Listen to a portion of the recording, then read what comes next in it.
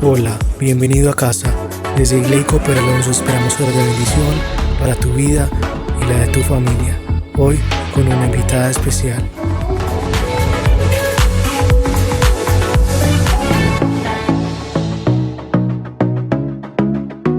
Es un gran privilegio para nosotros hoy acompañarles aquí.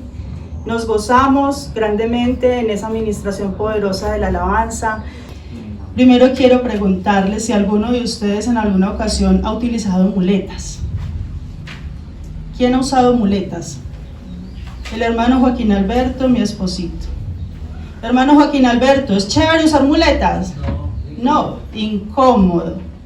Amor, ¿es chévere usar muletas? Es bastante incómodo usar muletas. Bastante incómodo. Bueno, el título del mensaje se llama Sin ninguna muleta. Y para hablar sobre este tema, vamos a situarnos en una etapa del rey David, que es en el instante cuando él adquiere fama debido a matar al gigante Goliat.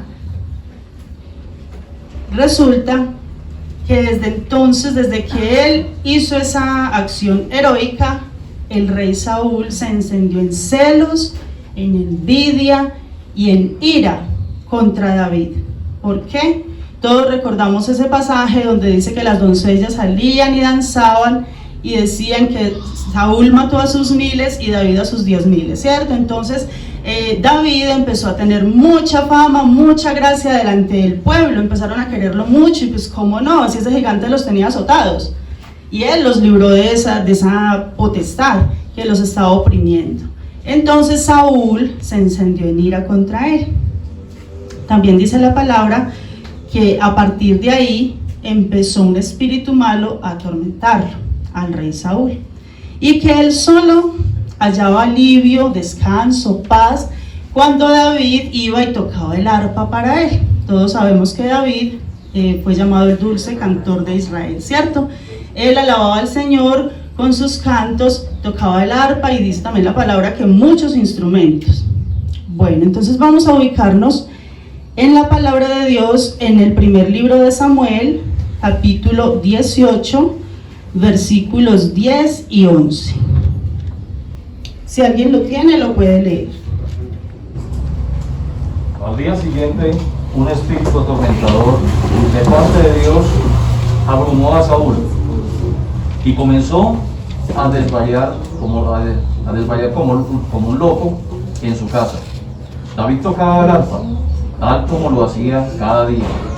Pero Saúl tenía una lanza en la mano, y de repente se la arrojó a David, tratando de clavarlo en la pared. Pero David lo esquivó 2 veces. Amén. Allí estamos corroborando lo que les estaba comentando. Dice también la palabra de Dios que David estaba teniendo tanto éxito que Saúl incluso llegó a tener miedo de él. ¿Miedo en qué sentido? No, pues este me va a desbancar, ¿cierto? Este me va a quitar el trono. Eso lo encontramos en primer libro de Samuel, capítulo 18, versos 14 y 15. Y David se conducía prudentemente en todos sus asuntos, y Jehová estaba con él. Y viendo a Saúl que se portaba tan prudentemente, tenía temor de él. Amén.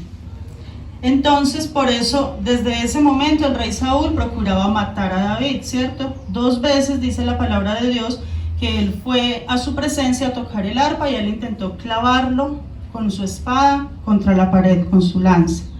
Bueno, entonces, ¿qué pasaba? David no había hecho nada malo. David se conducía, como dice ahí la palabra, rectamente. David era un ejemplo de responsabilidad, un ejemplo de humildad. Pero en este momento todo le estaba empezando a salir muy mal. Entonces, ¿qué pasaba? Simplemente que Dios estaba empezando a formar a David como un siervo que solo dependiera y se apoyara en Dios. Por eso todas las cosas le empezaron a salir de esa manera.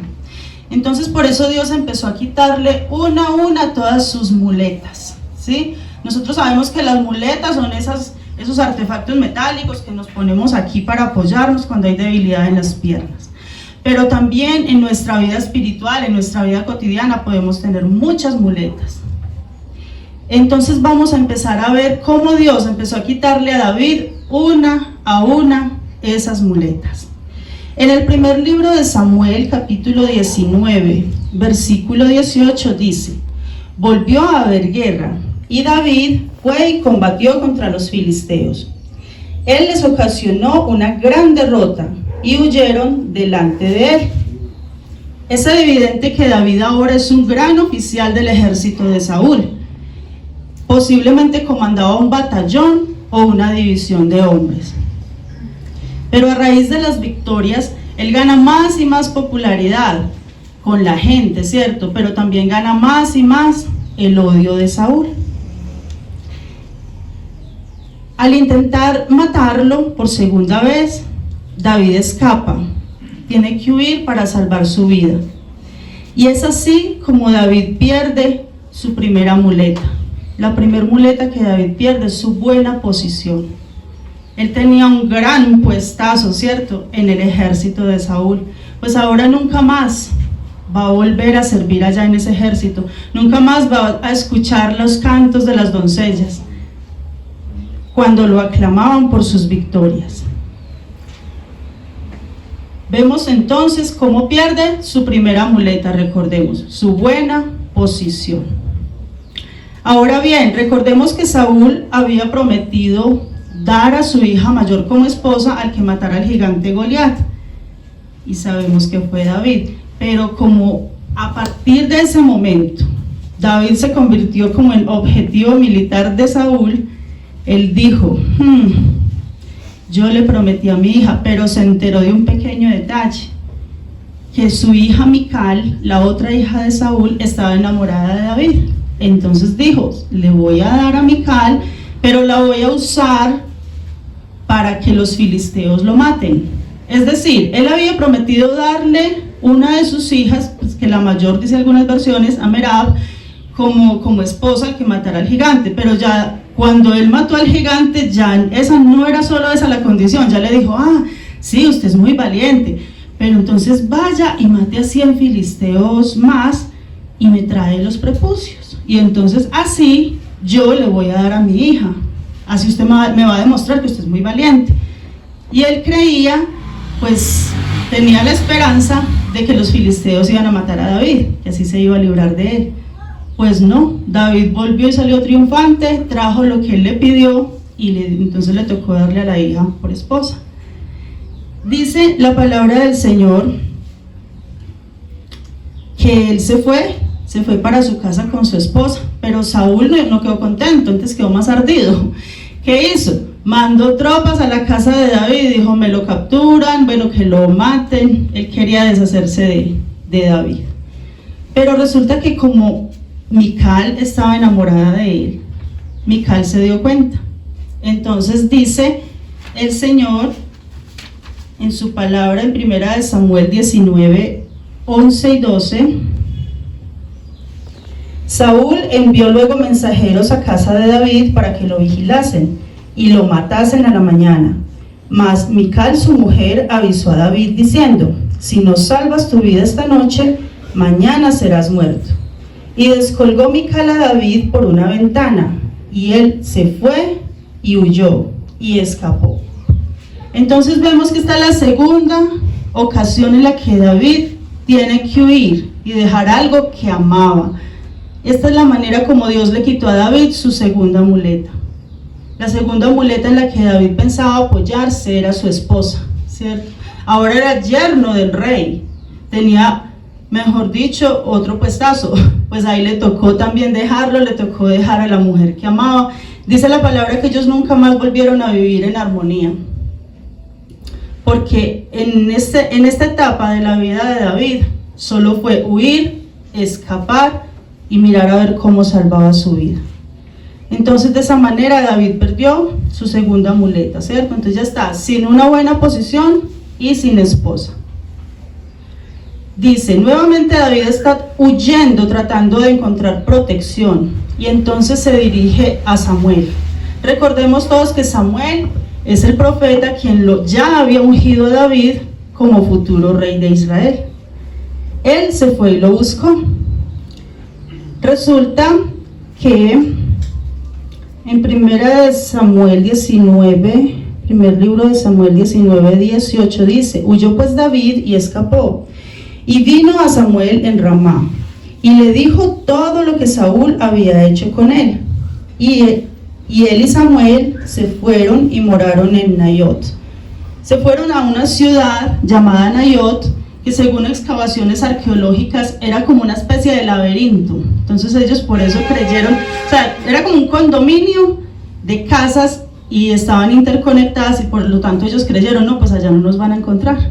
Pues resulta que también allá el rey Saúl, con su furia, con su ira, mandó tropas para que capturaran a David.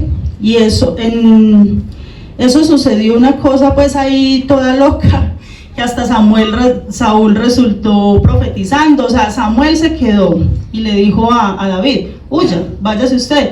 Y Samuel se quedó allá en Nayot, como guardándole la espalda, ¿cierto? Nuevamente, David se pone en marcha de ese lugar y de esa manera pierde su tercera muleta.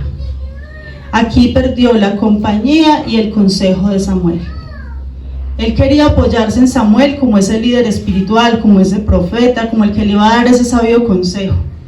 Pero el Señor dijo: no, tampoco es ahí. Y nuevamente le tocó a David salir huyendo por los montes, buscando dónde refugiarse. Dice que siguiendo su camino, buscando ayuda y protección, se encuentra con su amigo Jonatán. Recordamos que también él es hijo del rey Saúl, y que ellos dos habían hecho una muy bonita amistad.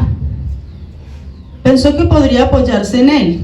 El joven, que antes era un guerrero tranquilo y confiado, estaba sintiendo realmente la presión. David ya se estaba empezando a descontrolar, David ya se estaba empezando a sentir tan asediado que estaba empezando a perder el control. Ambos amigos se hicieron promesas de amistad, lealtad y misericordia. ¿Por qué? Porque David le cuenta: mire, es que su papá me quiere matar. Y Jonatán le dice: no, pero ¿cómo se le ocurre si mi papá cómo lo quiere? Mire que usted es el único que lo calma cuando le da esa chiflera, cuando oye voces, cuando se siente tan mal. Usted es el único que lo calma, ¿no? Mi papá ¿cómo lo quiere? Papá lo quiere usted como un hijo. Que su papá me quiere matar, que me intentó clavar en la pared, que vea que cuando me casé mandó hombres a que me mataran. Mire, yo no he hecho sino huir de la presencia de su papá porque él me quiere matar. Y Jonatán no le creía. Bueno, ellos urdieron ahí toda una trama, ¿cierto? Para Jonatán darse cuenta por sí mismo si eso era verdad. Logró constatar que era cierto, que Saúl quería matarlo, y se lo comunicó. Por eso ellos se hicieron esas promesas de que siempre David iba a tener misericordia de la familia de él, porque el muchacho ya sabía que él había sido ungido como futuro rey de Israel. Bueno, todo ese relato se encuentra en el capítulo 20 del primer libro de Samuel. Todo ese capítulo 20 habla sobre esa amistad, sobre eso que ellos hicieron para darse cuenta de que Saúl lo quería matar. Y esta es la cuarta muleta que pierde David: su mejor amigo, su íntimo amigo, el que conocía sus secretos, en el que él pensaba que podía confiar. El Señor le dijo: no, tampoco es en él que usted se va a apoyar. Ya David estaba muy debilitado, por decirlo de algún modo, ¿cierto? Ya él como que no sabía a dónde coger, como decimos nosotros. Y es ahí cuando llega el golpe final, cuando David toca fondo, y es cuando pierde el respeto por sí mismo. Esa era su última muleta: respetarse a sí mismo. En efecto, ese es el punto más bajo al que puede llegar una persona en su vida. Primer libro de Samuel 21:10 dice: aquel día David se levantó y huyó de la presencia de Saúl y se fue a Aquis, rey de Gat. Imagínense ustedes, se fue a la tierra de Gat, nada más y nada menos que al cuartel central de los filisteos, a la capital, al despacho presidencial, donde el rey Aquis. O sea, ¿qué estaba pensando David? ¿Cómo estaba ya descontrolado que pensó que iba a encontrar refugio, pensó que iba a encontrar protección, pensó que iba a encontrar alivio en el cuartel del enemigo. A ellos, a los que él les había matado su gran campeón, su gran paladín, mejor dicho, el gigante Goliat, se fue es que para allá el David. Imagínense cómo estaba ya de chifladito. Sí, ya no pensaba bien. Llega buscando al rey y obviamente los servidores lo reconocen, los servidores del rey, y de inmediato se lo comunican. En el 21:11 vamos a leer qué dice. Dice: y los siervos de Aquis le dijeron: ¿no es este David el rey de la tierra? ¿No es este quien cantaba en las danzas diciendo: hirió Saúl a sus 1000 y David a sus 10,000? Y David puso en su corazón estas palabras y tuvo gran temor de Aquis, rey de Gad. Es decir, primero todos tenían miedo de David, porque David era el que había matado al gigante, porque sabían que Dios estaba con él, porque lo prosperaba en todas sus batallas. Y ahora David va y se mete en la boca del lobo y ya tiene miedo, pues del lobo, ¿cierto? Ya tiene miedo del rey de los filisteos. Ya se habían como intercambiado los papeles. Entonces David, al tener miedo, cogió como otra actitud. Se hizo el loco, pero literalmente. Se hizo el loco, como decimos nosotros, literalmente. Dice que empezó a arañar las paredes, que empezó a echar espumarajos por la boca. Vamos a ver si esta es la cita. 1 Samuel 21, 12 y 13. Y cambió su manera de comportarse delante de ellos y se fingió loco entre ellos. Y escribía en las portadas de las puertas y dejaba correr la saliva por su barba. Y ahí estaba el gran héroe David, echando espumarajos por la boca, pareciendo un loquito. ¿Y qué dijo Aquis? Vamos a verlo en el 15. ¿Acaso me faltan locos para que hayáis traído a este que hiciese de loco delante de mí? ¿Había de entrar este en mi casa? En pocas palabras, ¿qué hizo el rey Aquis?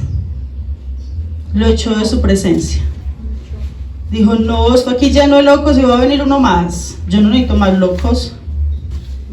Entonces, David había tocado tanto fondo que ya ni siquiera en el cuartel de los enemigos lo querían. A un día ya lo echaron, pues obviamente era el primer lugar, ¿cierto? Solo se le ocurría ir a buscar refugio allí. Hermanos, quiero decirles que cuando nos quitan todas las muletas, vamos a traer de todo este contexto a nuestra vida. Cuando nos quitan todas las muletas, nosotros comenzamos a debilitarnos, a pensar cosas extrañas. Mire cómo estaba ya pensando David, ¿cierto? Que iba a encontrar protección y refugio en el campamento enemigo. Se nos ocurren ideas extrañas y empezamos a perder de vista la verdad. Y aunque hayan pasado varios siglos entre David y nosotros, estas experiencias, las experiencias de este hombre son pertinentes como nunca a nuestra época.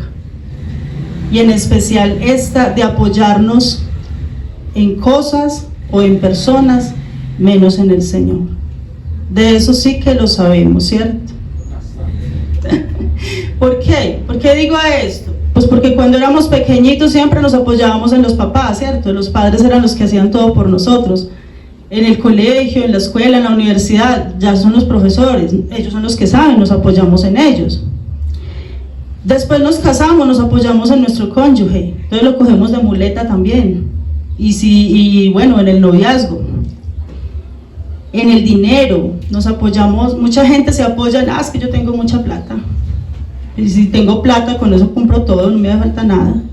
Mucha gente se apoya en que tiene muchos títulos profesionales. No, yo con esto yo con este estudio que tengo ya ganado, yo no necesito más. ¿Para qué? Mucha gente también se apoya en un puesto laboral. No, es que yo con ese puestazo que tengo en la alcaldía, no, es que yo soy el no sé qué de la presidencia de la república, es que yo trabajo para el ingeniero Pepito Pérez y me gano el super sueldazo. Entonces mucha gente se apoya y coge estas cosas de muletas para no ver al Señor en sus vidas. Y las muletas, todas estas cosas en las que nosotros nos apoyamos, pueden traer consecuencias muy negativas a nuestras vidas. Vamos a ver 3 consecuencias. Una, las muletas pueden convertirse en sustitutos de Dios. Recuerden que el Señor dijo que no tendríamos dioses ajenos delante de Él, ¿cierto? Y cuando nosotros confiamos en el dinero, en las posesiones, en el trabajo, en otras personas, estamos haciendo a eso Dios y le estamos quitando el lugar a Él. Dice Deuteronomio 33:27, el eterno Dios es tu refugio y abajo están los brazos eternos. Quiere decir esto que nuestra única fortaleza debe ser Dios. Él está en los cielos, pero también dice que abajo están sus brazos eternos. Él está aquí también para cuidarnos, para socorrernos, para protegernos. Y también en la Biblia de las Américas encontré una versión muy bonita de Isaías 41:10, que dice, no temas porque yo estoy contigo. No te desalientes, porque yo soy tu Dios. Te fortaleceré, ciertamente te ayudaré. Sí, te sostendré con la diestra de mi justicia. Notemos que el Señor está diciendo, yo te sostendré, yo te ayudaré, yo soy tu Dios. Y entonces si nosotros cogemos y nos apoyamos en una persona, pues no estamos apoyándonos en la mano de Dios, no estamos siendo sostenidos por la mano de Dios. Si nos apoyamos en las cosas, estamos haciendo lo mismo. Le estamos diciendo a Dios, no te necesito. Con mi dinero tengo, con mi cónyuge tengo, con mis hijos tengo, con mi trabajo tengo. La segunda consecuencia negativa que puede traer el apoyarnos en muletas es que mantienen nuestro enfoque horizontal y no vertical. ¿Qué quiere decir esto? Horizontal, hacia el horizonte, hacia donde nuestros ojos solamente pueden ver. Entonces toda la vida vamos a estar pensando, no, yo voy es para arriba, yo ya me hice el pregrado, entonces ya sigue la especialización, la maestría, el magíster, el PhD, bueno, yo me voy a hacer todo eso, pero estoy enfocado es para acá, a lo que ven mis ojos materiales. Cuando el Señor dice que nos enfoquemos en las cosas de arriba, en las que no perecen, en las que no cambian, porque recordemos que el Señor dice que Él no cambia, que Él es el mismo ayer, hoy, por los siglos de los siglos.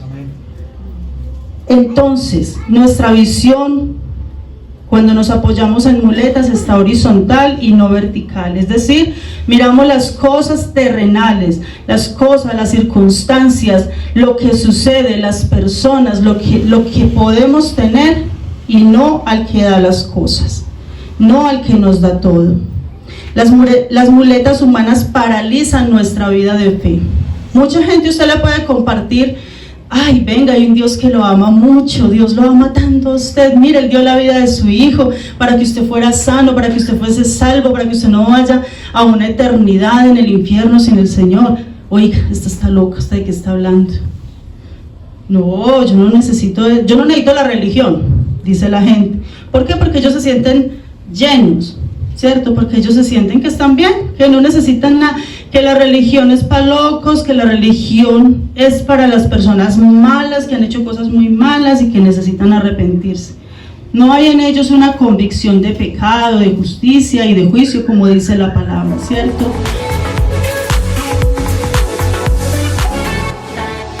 Muchas gracias por habernos acompañado en este día. Que Dios te bendiga y te guarde.